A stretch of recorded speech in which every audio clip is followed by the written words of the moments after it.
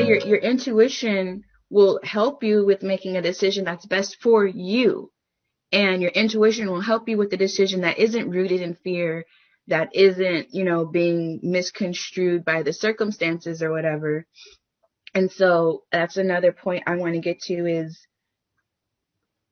if you feel overwhelmed with making a choice, because I know for me, it did get to a point where I couldn't, I just realized I have to release control of this whole situation because there's no way I can do all the research to where I feel like I have all the information. And with, like you say, information changes all the time. And then I'm going to feel overwhelmed again, feeling like, well, did the stuff I read, did that change or do I need to go back? Yeah.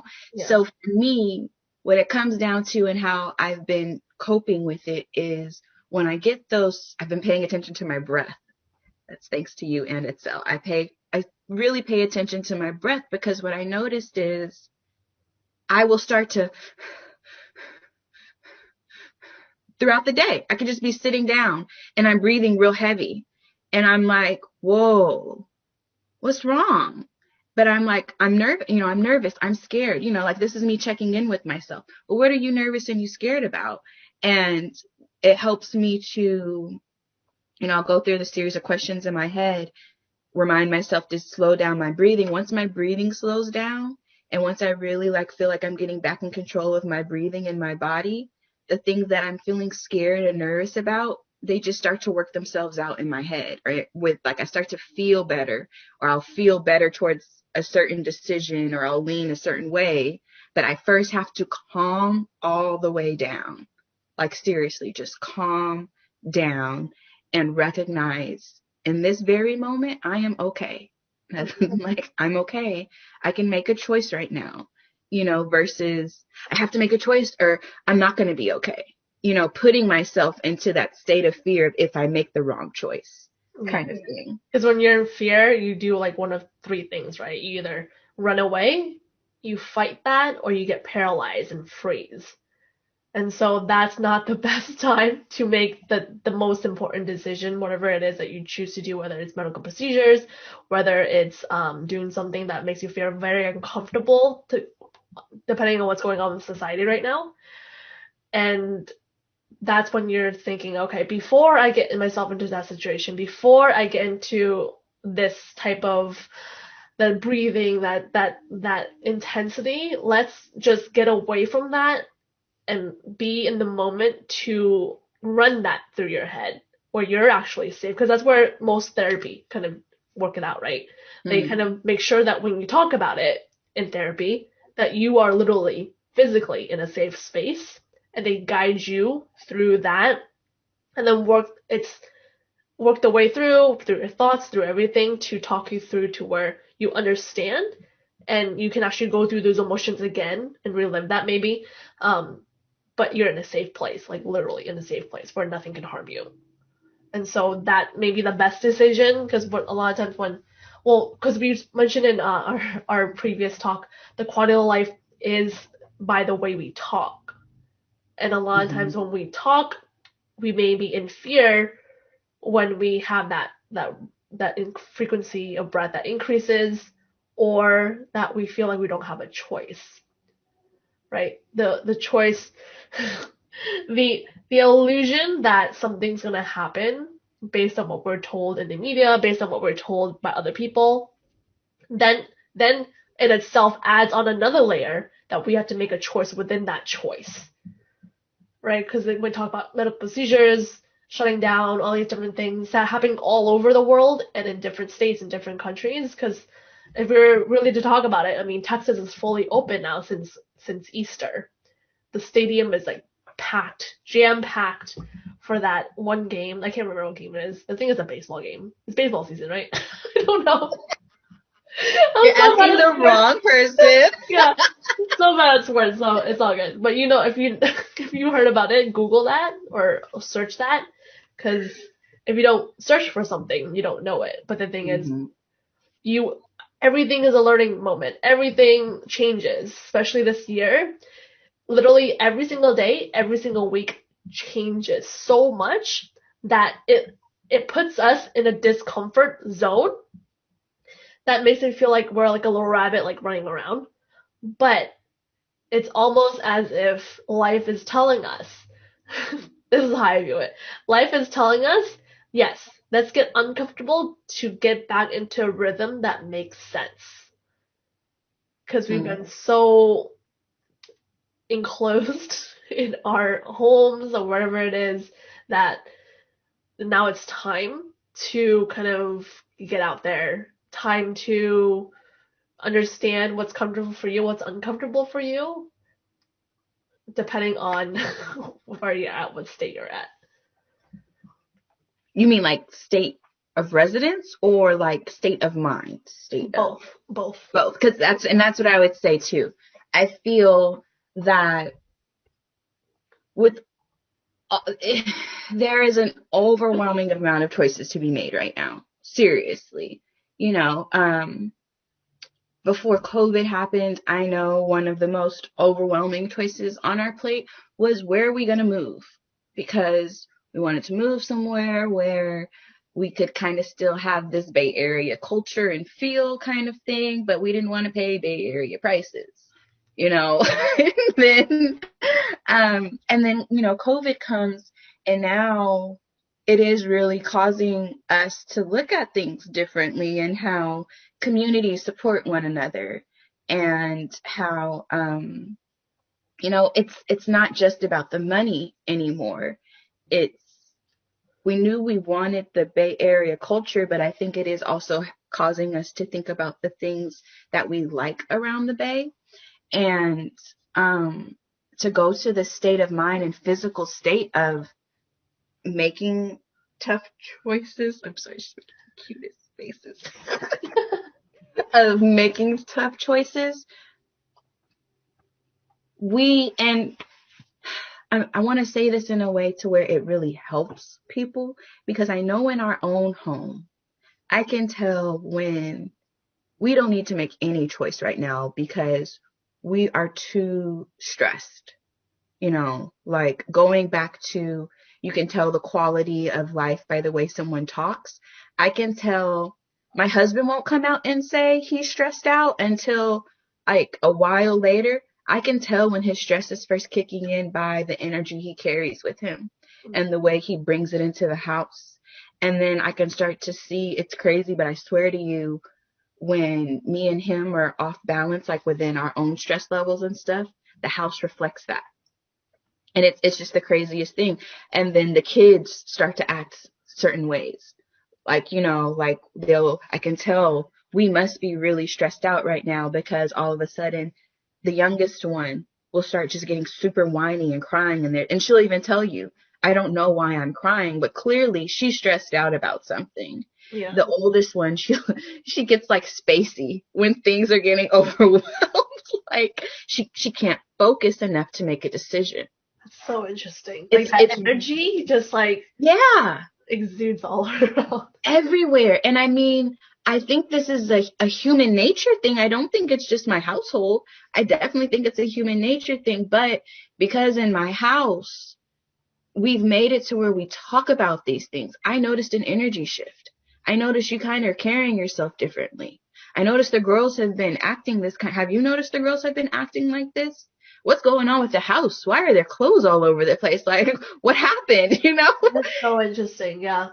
And then when we sit and we talk about it, like I said, at first, my husband, and I do think this has to do with, and we've talked about this, just a disclaimer, anything I talk about on the podcast, I've asked him if he's okay with me talking about. So, but he won't come right out and say when things are bothering him. And I feel like that has to do with how he was conditioned growing up, like a lot of males are. They're taught to believe that they're not supposed to get over emotional, they're not supposed to express too much kind of thing. And so I think when he's feeling stressed out about whatever, in his head, I call it the Superman syndrome. We talked about this last week, because he's the superhero. He can't admit to anybody he needs help. He can't admit to anybody, I'm feeling really overwhelmed right now, and I can't make a simple decision on what's our budget for groceries this week, or if we're operating within the budget for groceries this week. Like, if he's at a certain stress level, that is a very hard conversation to have because his mind is not there. You Yeah. know, he's stressed out about something. So, when to make really hard decisions about our health, our home, and, you know, with the pressure of ensuring everyone's happiness is still intact around these choices, I would like for families to remember to first kind of take like a mental emotional inventory of what's going on in your home. You know, like, are you making this decision right now because you're afraid of something happening or you're trying to prevent something? And then if so, because any decision made out of fear, it's not really the best decision. You know, you want to make sure you're not making it in fear. You want to be confident in your choice. Yeah. That's And not only survival yeah, results. yeah, you want to be confident. And, you know, going back to it's overwhelming to research, why I wanted to bring up the noticing the energy in your home is because if you're noticing that, if you're noticing that things are a little off balance, even within yourself, just take a moment to do that mental emotional inventory before you make any choices, because then you may realize you don't actually have to make a choice in that moment at all. Everything's You don't have okay. to make a choice right now. Yeah, Yeah. you can, and it's okay to say, I had a friend who shared a meme the other day, and she was saying, like, let's make it healthy to say these things, pretty much saying, you know, if you're in a place where it's hard to make a choice, it's okay to say, hey, this is a bit much for me right now. Can we circle back to this? I got some things to process, you Yeah. know, like, and especially when it comes to your health, be it a medical procedure, be it adhering to community guidelines, whatever. You know, if you're about to agree to something and you feel that you're like hyperventilating and you're really nervous about it, like, it's okay to tell whoever you're interacting with in that moment, hey, I just need a minute. I got some questions. I got some things on my mind right now. Yeah. And if you even feel like that person you're talking to is what I call like just shooting the shit, they're not really listening to you or trying to be helpful in the conversation, it's okay to say, you know what? I think I want to have this conversation with someone else. You Yeah. know, and it's okay to do that however many times you need to do that until you feel okay about it. Yeah. Totally agree. Because when you talk about the increase in the breath, which is very interesting, just just seeing all these different people in regards to body types and just the way they carry themselves as a chiropractor, it's like you notice when you're short of breath, the other person next to you is also imitating you, especially kids. Woo, they're like the most like imprinted people, like little ones for sure, and they imitate that. So when someone, it was like I can't remember who said it. One of the doctors saying the mom was feeling there's like a left hip pain, so she walks around a little bit, limpy in a certain Mm-hmm. way, and then all of a sudden the kid is walking like that. So Mm-hmm. that energy imprinted, even though you're not physically saying anything or saying, oh, let's like hike this up, they watch you and they imitate you. The energy that you literally have in your body, depending on, in a bad day, therefore you're doing this, you step on something, and they imitate that energy to them, and then all of a sudden, how they respond is from that imitation of energy that just cascades through everything. So when you talked about how, all of a sudden the energy change shifts, the clothes are everywhere, things are a little chaotic, they don't want to deal with it. That is literally stress playing through all Mm-hmm. around. And the thing is, we need to break that cycle, break that interference that's having that shift to make sure like what is exactly happening, how do we address this, because not everyone is talks about it, right? Sometimes it takes a shift in everyday life as well, and they don't want to talk about it right away, to shift that energy to something else, to where it's not continuing the way it was. That you have the ability to be aware of what your decision is rooted in. You know, going to the illusion of choice. I think that is something that we have been conditioned to kind of take off the table, is to take time to make decisions. Like, even as me being a brand strategist, this is a pet peeve of mine when my clients want to say, I want you to make me a campaign that says, book now or you'll miss out. Book now or you'll miss out. And I'm like, we can add a post like that to the end of the campaign right before it wraps up. But for me, it doesn't energetically align for me to put people in a state of fear when they're making a decision.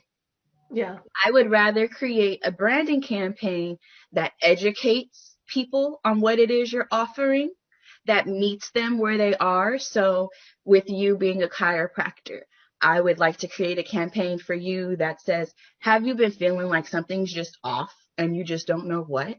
Well, did you know that when your spine is out of alignment, your brain can no longer communicate correctly what your body needs to do to function healthily? Because I didn't know that until I started working with you. Yes. And when you said that to me, it made me be like, ooh, I may need to get aligned. Like, but I was no longer in fear. Now I'm empowered because I've been given information that can help me Yeah. make a decision on how to move forward. And so, Ooh, I love what you just said. Go ahead. and so I just, that is what I feel I really want people to understand from this episode, is that you don't have to feel like I need to make a decision right now or else, or I have to do this or else.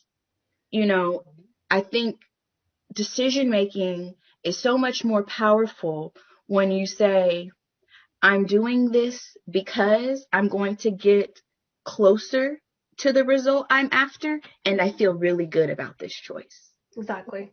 Because when I think it was one of our guests, Nikosi, she mentions in one of her things, like if it's a 1% change in the right alignment, that adds up towards that. And what you just did right there, I analyze a lot when people talk, but what you just literally said from the beginning, that question all the way towards that transformation, you literally walk through an experience of how Mm. someone learns, how someone makes a decision. It's not saying right off the bat before I met you anything, oh, it's gonna close or it's gonna expire like today before knowing anything about you, right? Tell you to make a decision literally without any kind of information. That's not how life works.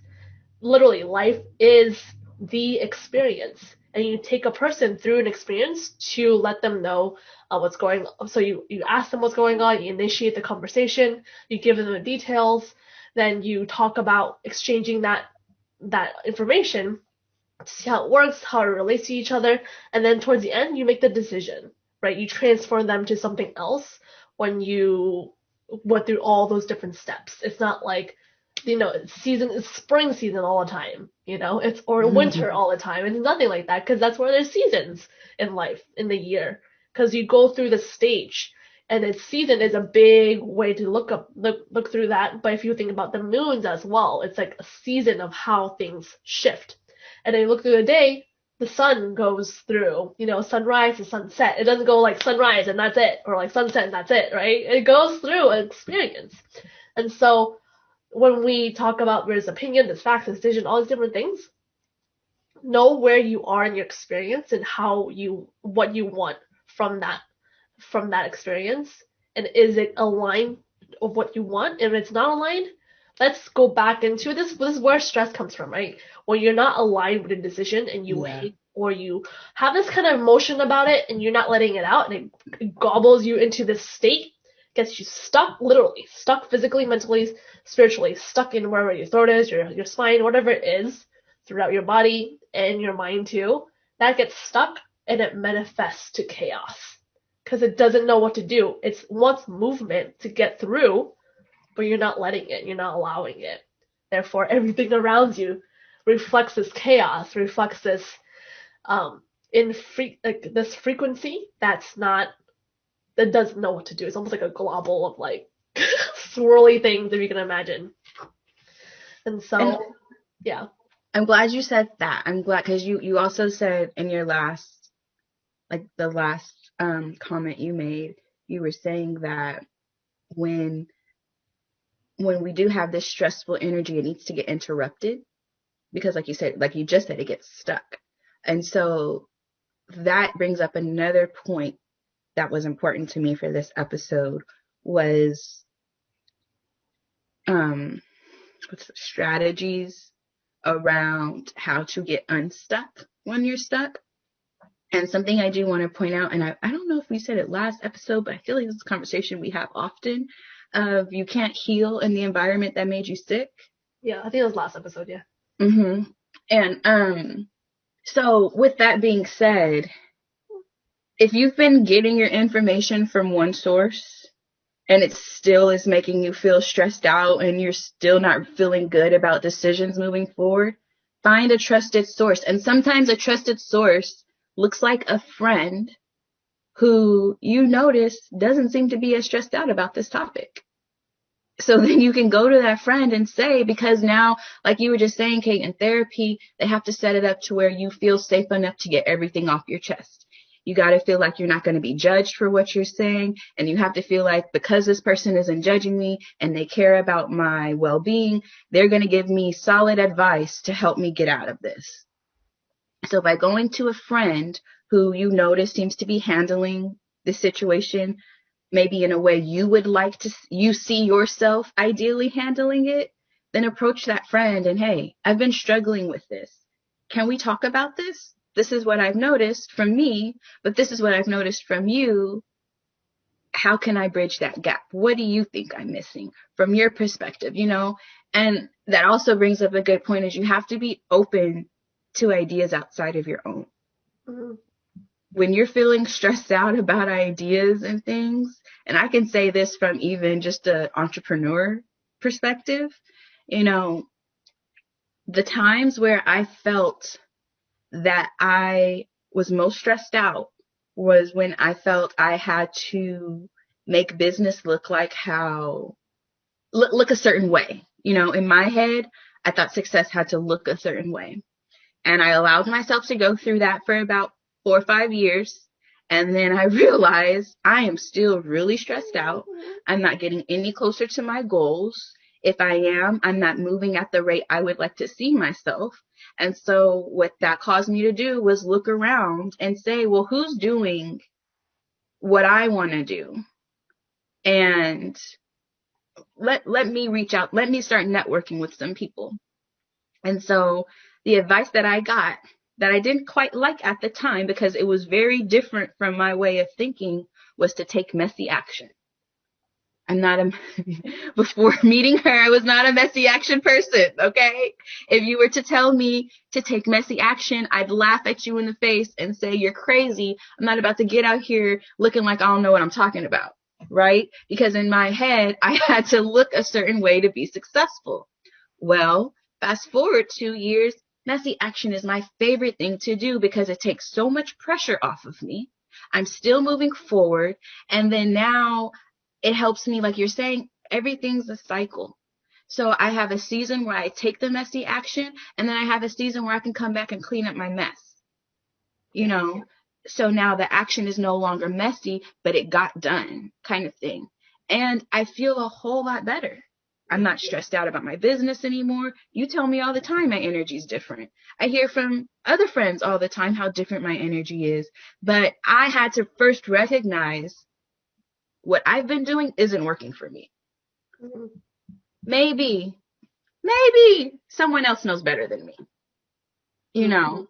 And And then I had to be open to taking her, as crazy as it sounded. But because she was someone I trusted, and because I had been observing her and seeing how she was moving in life, I could identify that's how I want to feel. How do I get that? yeah. And then we were able to have the conversation. So, and you don't always have to go to somebody. It could be, I love Udemy. Udemy is one of my favorite places to go for education because if you catch the sale, you get a nice class for like $10, and they're really, really good quality classes. Mm-hmm. But it's another way to help me get like I have all kind of Udemy certificates that I don't brag about or anything because I didn't take them for the certificate. I took it to be open to the possibility of new ideas, Mhm. Yeah. you I know. think that's like the main theme behind today's talk. It's like open the idea.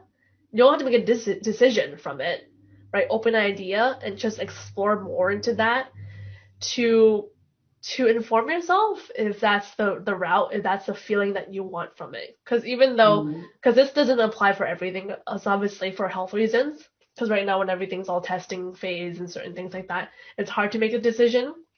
Like for majority of the moms, majority of the people in the world, right? They're not making the decision of wanting to do this because they're giving some kind of incentive. They can go back to work, they can go out X, Y, and Z, can travel, all these different things.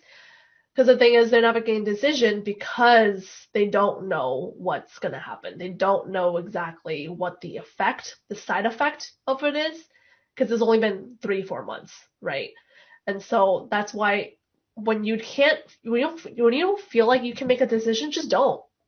You don't have to make a decision right away. Stick a pin in it. Exactly. Stick a pin in it. Yeah. Yes. Even though it might be sometimes you want to circle back to it, let it be to where you can stick a pin and go back. Okay, after I went through all this information, talk to whoever I need to talk to, or even go inside and just imagine, what are the effects of that, and will it make me regret? If it makes you regret, don't do it. Literally, don't do it yet. If you feel like you're pressured to do something, just don't.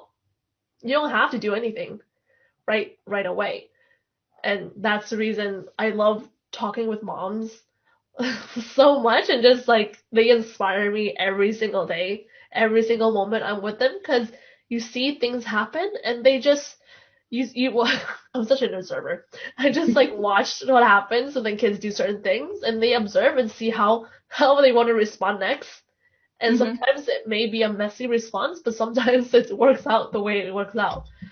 And so you just gotta play with the flow of what you want to do. If you can't make a decision, just put a pin in it and decide later. We have, even though sometimes people think that you don't have time, you have all the time in the world. All the time in the world. And this is not, this may not be the time when you feel like you want to regret to make the decision. If you feel like this will affect you in your life, because there's always an answer. There's always a way out. There's always something, it's figure outable. Everything is figure outable. Yeah, so if you have any questions, either, health wise, or maybe like mom, you know, suggestions, whatever it is, feel free to contact either of us and we'll guide you to the right direction, because there's always an answer. If there's no answer, we'll put a pin in it and we'll come back to it, because universe gives us an answer when the time comes. Mm-hmm. Always. Mm-hmm. Like I I love that. have, Exactly. I love that. Everything happens in the timing it's meant to. Growing up in church, we had a saying that everything happens in God's timing. And if you want to translate that to just be more universal, everything happens in divine time. So when it's funny because when I'm say this and I'm leave it alone. When we first started talking about the illusion of choice thing, I kind of laughed at myself because I've always been the person where I felt like I had to be in control of everything. oh, And it wasn't until maybe 3 years ago where I realized I'm in control of nothing. So, like, literally, the only thing I can control is how I respond to situations. And sometimes I'm not even good at that, Like, sometimes it's it's out of okay, right? control. It's okay. And so, but my lesson in that and why I had to laugh at myself was like the illusion of choices, because I do feel that sometimes we can get so caught up in feeling like we have to control every single variable that we give ourselves an illusion of choice when really, and I know this kind of contradicts the whole theme, the only choice you have is to just trust that everything works out for your good. No, it's like the hardest thing yet the easiest, simplest thing. Yeah. Yeah. Yeah. It's one of those things. It really is. And like seriously, the best advice I can give is to focus your breath. I can think of one of the most high stress times in my life, and it was when Kenny and I, right before we separated, but like when the fights were real bad and everything. And how I would cope was I would go behind the couch where no one could see me. I would have to sit up with my back against the couch, and I would just breathe. And that's all I would focus on was breathing. And if I cried when I breathed, and I just realized, okay, we needed to release that. Where's that release coming from? And I'd honor the emotion. I just keep breathing. And sometimes I'd sit behind the couch for hours and I was just breathing because I had to get to a place where I understood everything is happening for me, not to me. All things work together for my good. And that was all I was focusing on with each breath. So as far as advice I can give, because I know it's like Kate was saying, it's the easiest thing and it's the hardest thing at the same time. And sometimes when you're in a place and you've been in chaos for so long, solutions like breathing don't seem like they're going to fix anything. I understand that frustration too, where you're like, lady, I really want help and you're telling me to just breathe. Like, I get that frustration, and I'm going to say it again. Yes, just breathe. Find a quiet spot to just breathe. And it's not that the breath is going to fix everything, but the breath will make room for you to allow the solution to come to you. Yeah. It's choosing the first step towards a solution. Yes, like the 1%. It's the next best thing you can do in a tough situation is just take a minute to breathe, get your thoughts right, collect yourself.